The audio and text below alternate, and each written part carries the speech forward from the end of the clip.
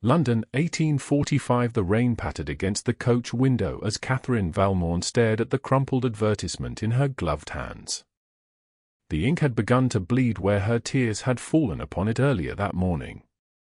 Governess required for 2 children aged 6 and 8. Must be proficient in French, music, and drawing. References essential. Apply to Moorhaven Estate, Yorkshire. Catherine traced her finger over the address.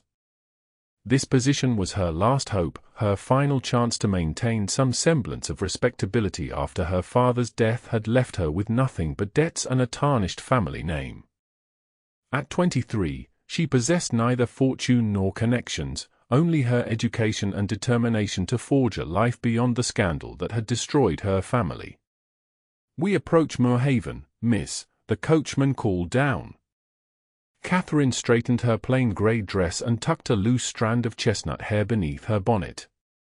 The position might only offer £30 per annum, but it promised shelter, respectability, and distance from London society that had so cruelly shunned her. Love and marriage were luxuries she had long since abandoned as possibilities. A woman disgraced by her father's gambling debts and suicide could hardly aspire to more than basic security. As the coach rounded a bend in the road, Moorhaven Estate emerged through the mist like a spectre, a grand stone manor house with imposing turrets and vast grounds that stretched toward the distant moors. Catherine's heart sank. The grandeur before her suggested wealth far beyond what she had imagined. Such a household would surely have heard of her family's disgrace. "You'll be wanting the servants' entrance, I expect," the coachman said as they pulled up to the gates. "No," Catherine replied, gathering her courage. "The front entrance, if you please. I am to be interviewed by the master of the house." The driver shrugged, guiding the horses up the long gravel drive. Catherine rehearsed her carefully constructed narrative, a respectable young woman from a modest family, seeking employment through honest work. Half-truths were kinder than lies, she reasoned. The door was opened by a stern-faced butler who regarded her with unmistakable disapproval. "Miss Valmont, for the governess position," she announced, forcing confidence into her voice. "His lordship is expecting you in the library," the butler replied, his tone suggesting that the master rarely condescended to interview servants personally.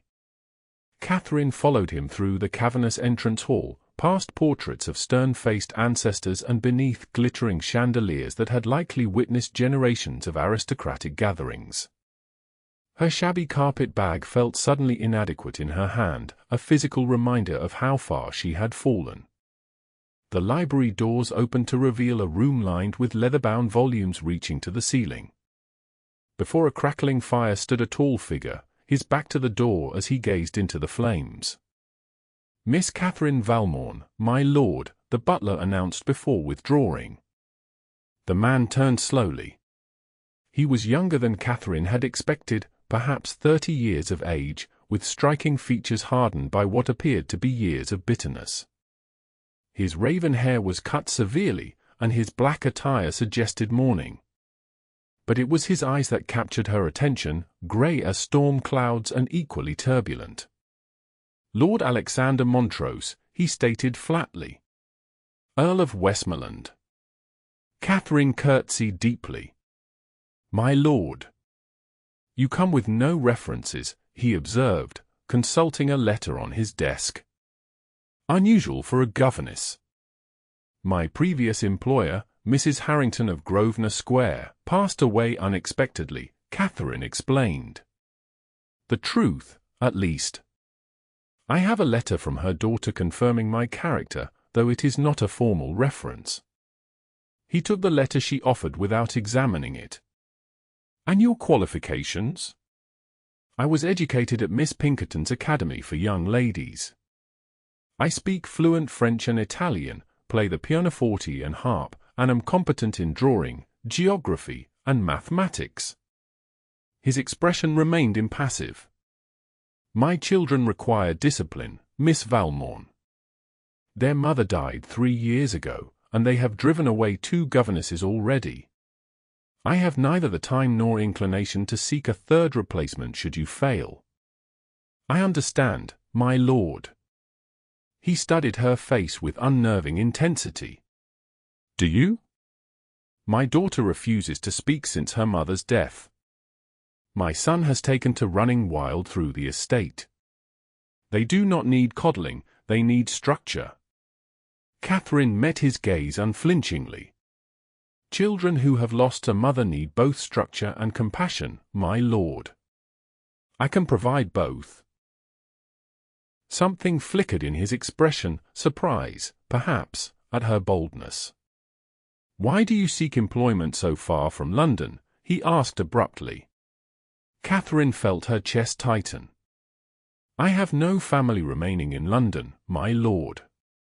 A change of scenery seemed prudent. Indeed. His tone suggested skepticism. There is something familiar about your name.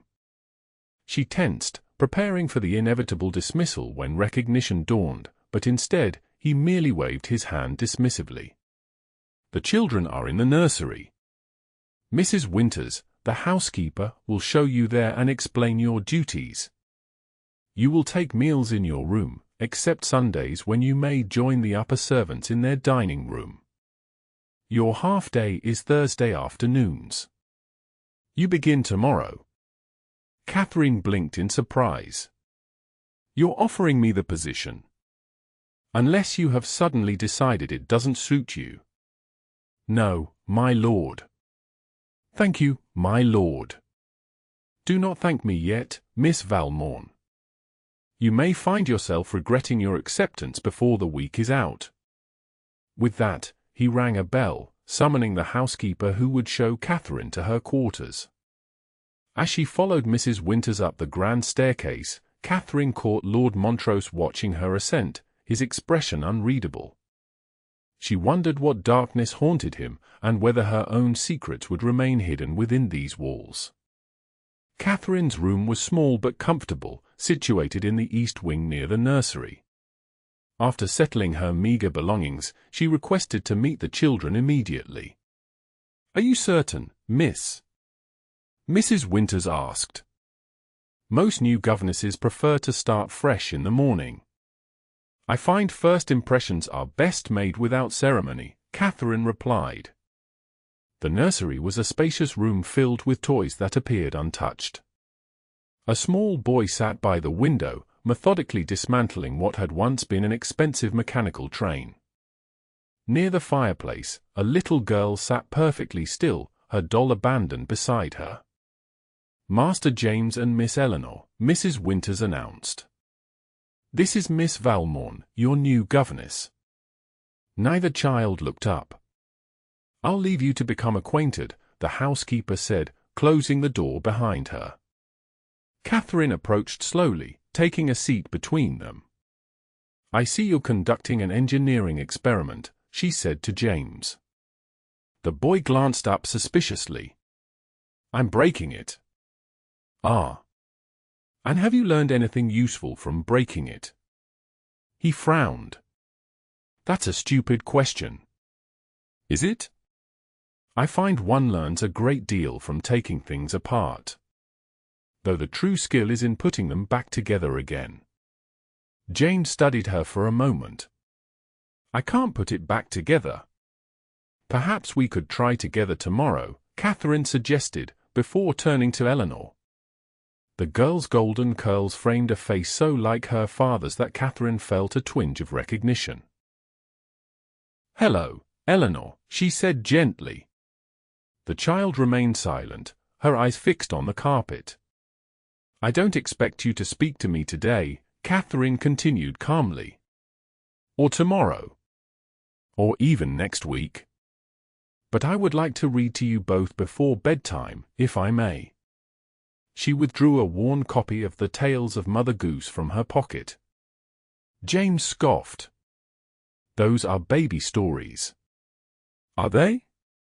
Then perhaps you could suggest something more suitable."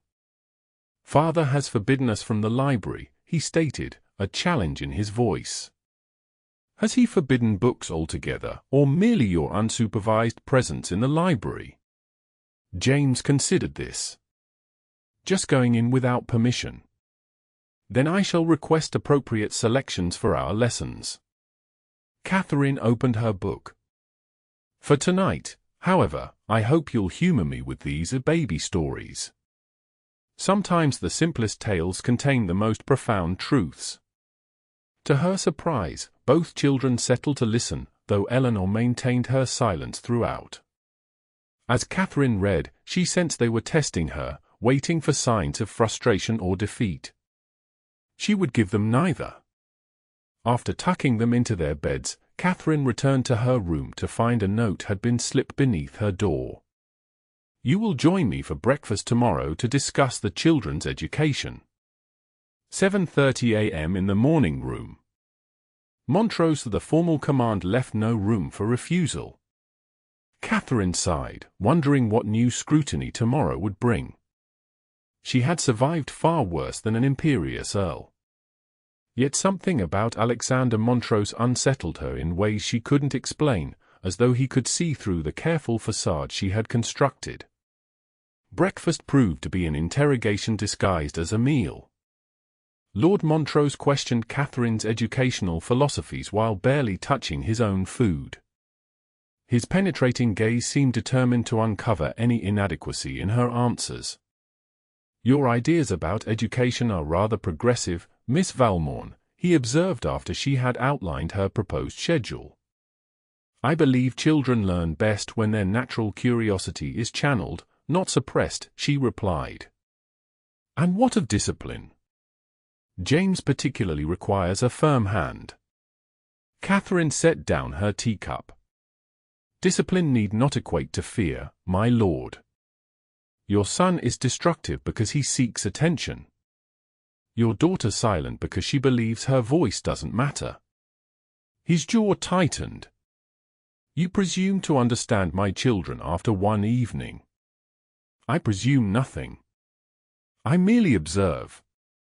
And what do you observe of me, Miss Valmont? His question held a dangerous edge. Catherine hesitated, then chose honesty. I observe a man who loves his children but doesn't know how to reach them through his own grief. The silence that followed was deafening. Lord Montrose's expression darkened, and Catherine feared she had overstepped irreparably. You are here to educate my children, not psychologize their father, he finally said, his voice cold. Remember your place, Miss Valmont. My place is to care for James and Eleanor's well-being, both intellectual and emotional, she replied, her voice steady despite her racing heart. I cannot do that effectively while ignoring the shadow that hangs over this household. He stood abruptly. My wife's death is not a subject for discussion. I didn't mention your wife, my lord. Their eyes locked in silent battle. For a moment, something vulnerable flickered across his features before the mask of indifference returned. You may begin lessons today, he said curtly. I expect weekly progress reports. Good day, Miss Valmont. Catherine watched him stride from the room, his shoulders rigid with tension. The man was as wounded as his children, though he hid it beneath layers of authority and distance. She recognized the strategy all too well, it mirrored her own. The weeks that followed established a delicate routine. Each morning, Catherine conducted lessons in the schoolroom she had transformed from a neglected space into a place of learning and discovery. James's destructive tendencies gradually channeled into experiments and building projects. Eleanor remained silent but began to communicate through drawings, haunting sketches of a woman Catherine presumed was her mother. Lord Montrose remained a distant figure, reviewing Catherine's reports without comment. She occasionally glimpsed him watching from doorways or windows as she took the children for nature walks on the grounds, his expression unreadable. One rainy afternoon, as Catherine supervised James's arithmetic, the library door stood ajar. She glimpsed Lord Montrose at his desk, head bowed over correspondence. Something in his posture, defeat perhaps, made her pause. Continue with the next 5 problems, she instructed James, before stepping toward the library. She knocked softly. "My lord?" He looked up, startled from his thoughts. "Miss Valmont. Is something amiss with the children?" "No, my lord. I was hoping to request some books from the library for our lessons." He gestured vaguely toward the shelves. "Take what you need." Catherine approached his desk cautiously. "Are you unwell, my lord?" "My health is not your concern." "Forgive me," she said, turning toward the shelves. But instead of selecting books, she found herself speaking again. "When my father died, I found work the only salve for grief. But solitude was my greatest enemy." She felt his eyes on her back. "Your father? How did he die, if I may ask?" Catherine froze. This was dangerous territory. "He took his own life," she admitted softly. "After financial ruin." "I see." His voice had lost its edge.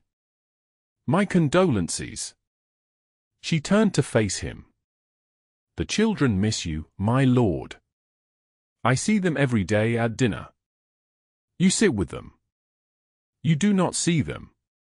His jaw tightened. "You forget yourself, Miss Valmont." "Perhaps," she conceded. "But before you dismiss me, consider this." Eleanor draws the same scene repeatedly, a woman lying in a garden while a man kneels beside her, his face contorted in anguish.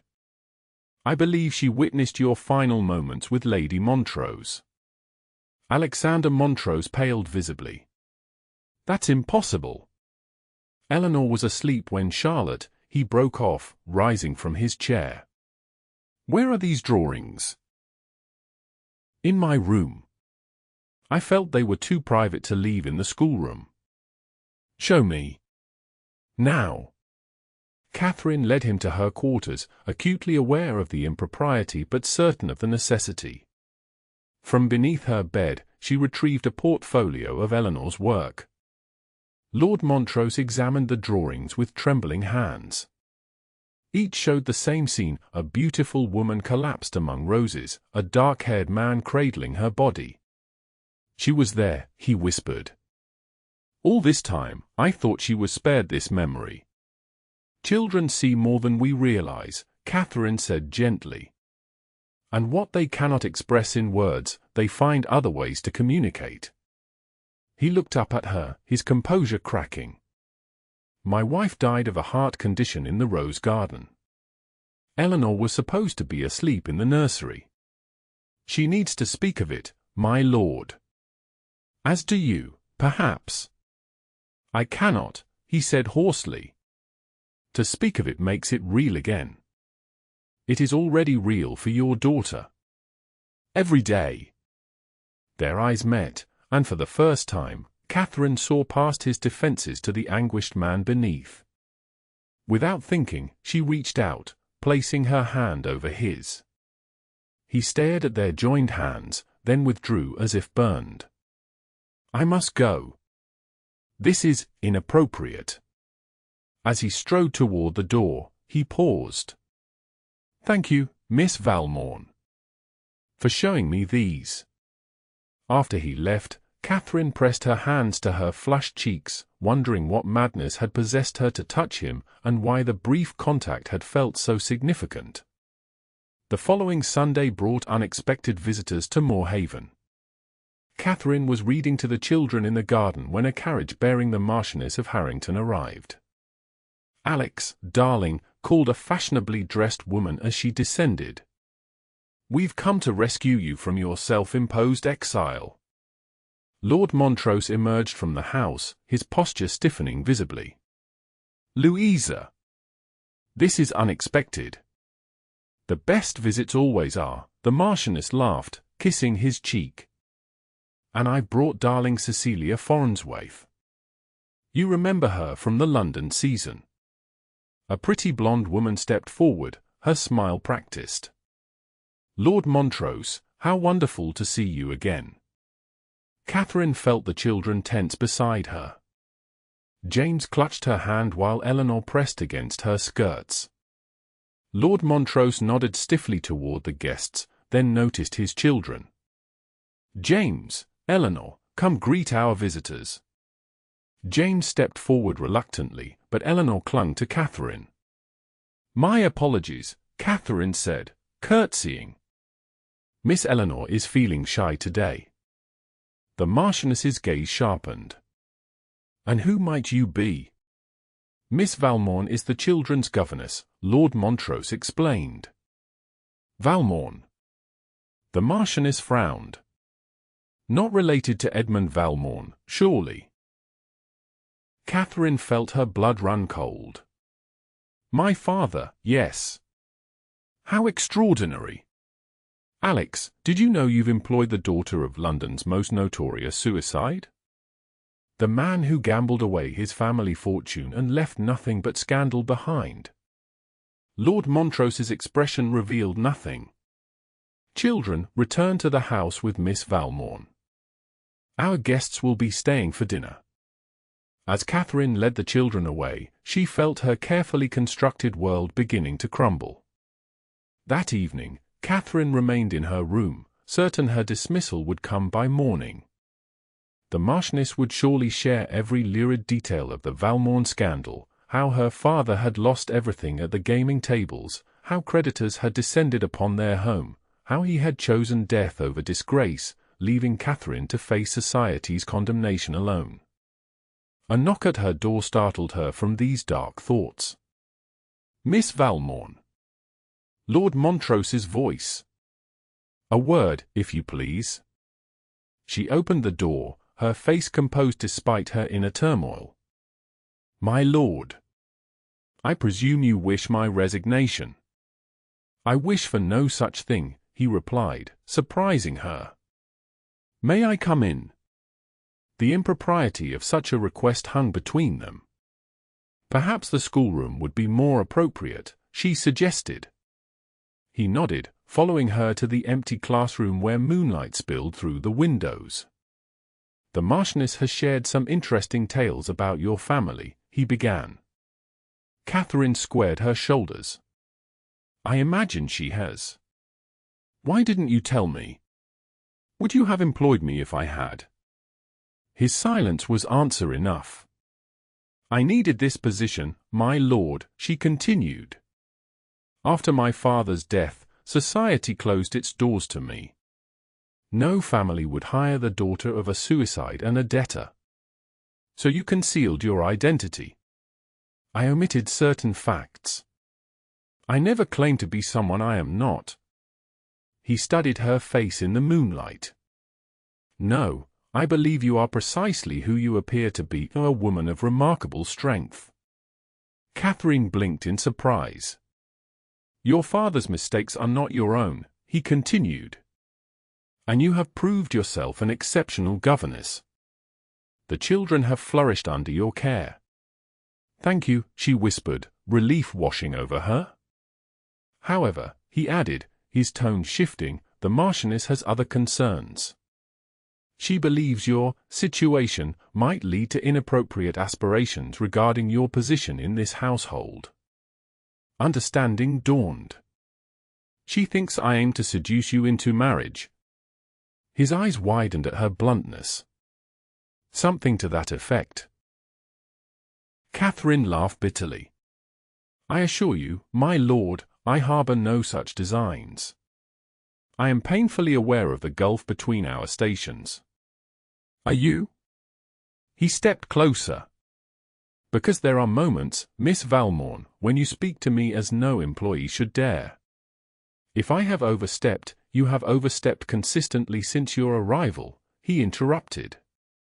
You question my parenting, challenge my isolation, and worst of all, his voice dropped to a near whisper. You make me think of possibilities I had resigned myself to never considering again. Catherine's heart thundered in her chest. My lord? Tomorrow, the Marchioness expects me to propose to Miss Farnsworth. A suitable match, by all accounts. A woman of breeding, wealth, and impeccable connections. I see. Catherine fought to keep her voice steady. She would make an appropriate countess. She would make a convenient countess, he corrected. But I find myself increasingly distracted by a far less appropriate alternative. The air between them seemed to vibrate with tension. My lord, I think, Alexander, he said softly. My name is Alexander.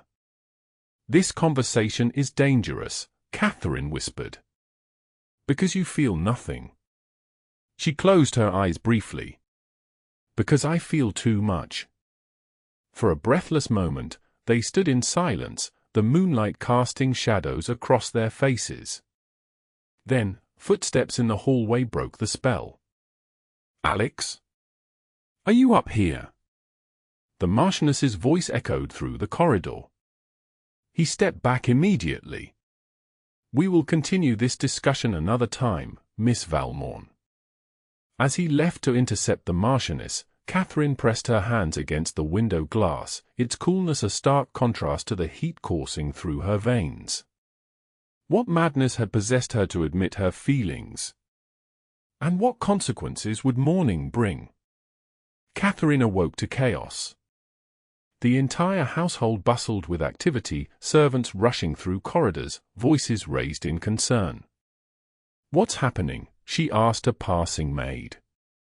It's Miss Eleanor, miss. She's gone missing. Catherine's blood ran cold. Since when? Must have slipped out in the night. His lordship has the entire staff searching the grounds. Catherine dressed hastily, her mind racing.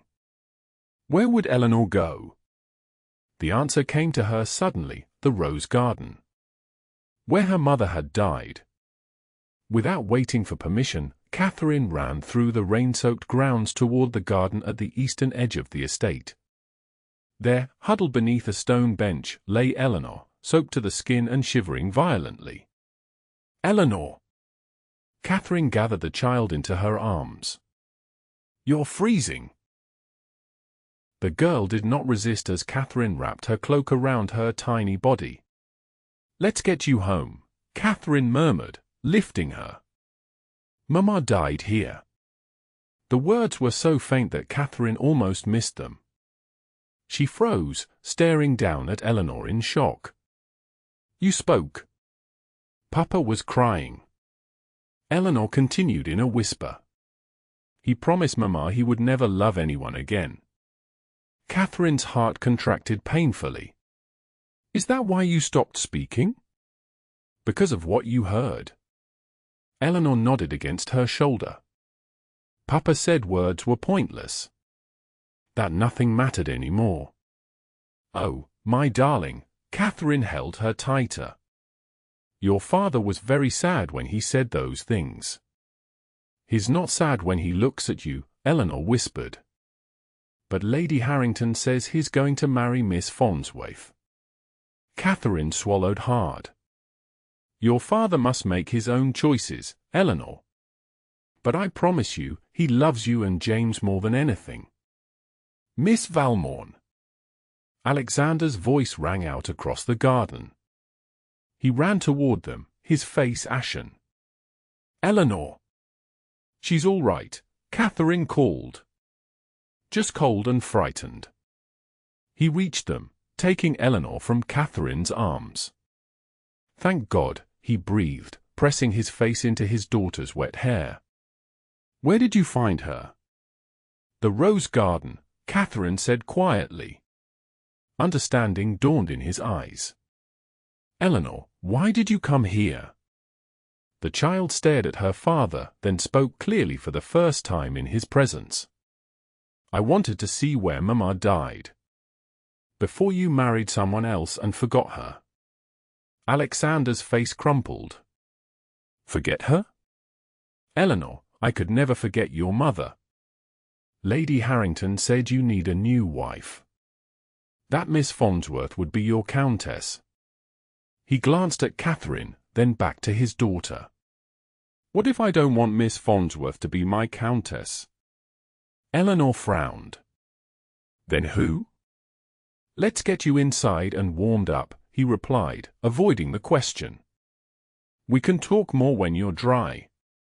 As they walked back toward the house, Catherine lagged behind, sensing this was a moment for father and daughter alone.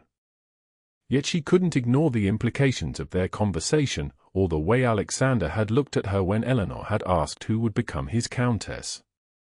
The announcement came over dinner that evening. The Marchioness had departed in a flurry of indignation after Alexander had firmly declined to propose to Miss Farnsworth. Children, he said as they sat at the table, Catherine included at his insistence, I owe you both an apology. James looked up from his roast beef in surprise. What for, father? For being absent, even when present. For allowing grief to make me forget my responsibilities to you both.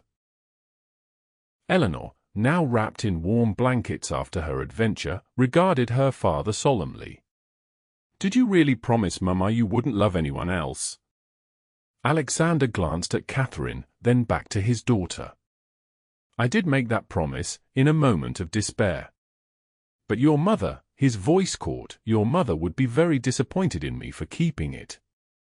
She would want us all to be happy. Even if it means loving Miss Valmont. James asked bluntly. Catherine nearly choked on her water.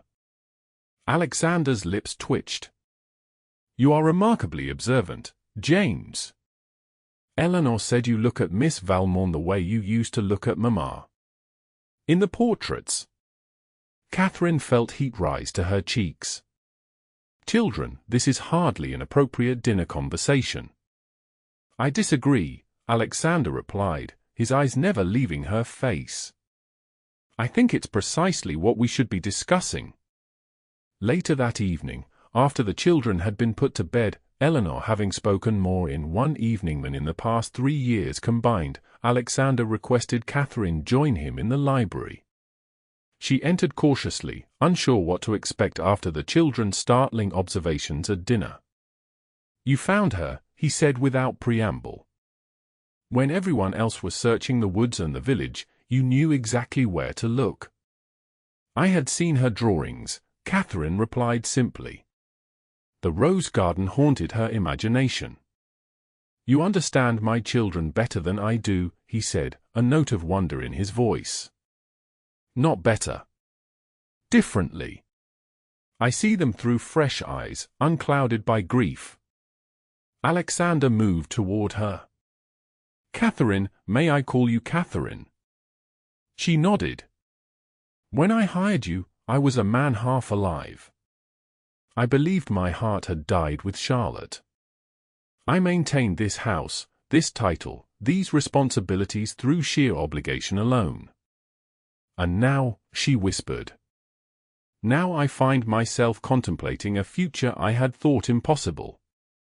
He took her hands in his. You came here with secrets, as did I. You feared the scandal of your past, I was trapped in mine. The world would not approve, Catherine said softly. A governess and an earl. The world rarely approves of happiness it did not sanction, he replied. But I find myself increasingly unconcerned with the world's opinion. Alexander, I love you, he interrupted. I did not expect it. I certainly did not seek it. But it has happened nonetheless, and I find I cannot, will not, fight against it any longer. Catherine felt tears well in her eyes. Society will never accept me as your Countess. Society will adjust, as it always does when confronted with an accomplished fact. He knelt before her, still holding her hands.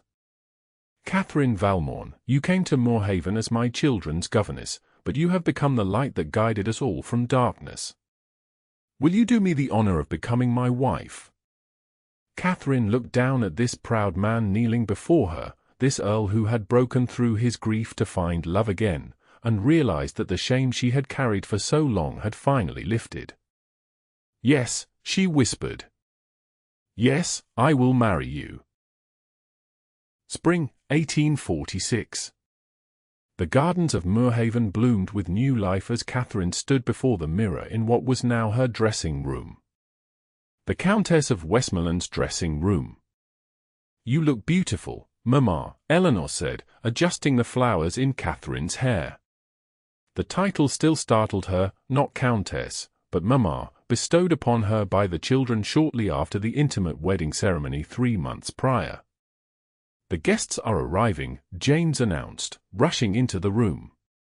"Father says to tell you he's terrified but pretending not to be." Catherine laughed. This dinner party was his idea.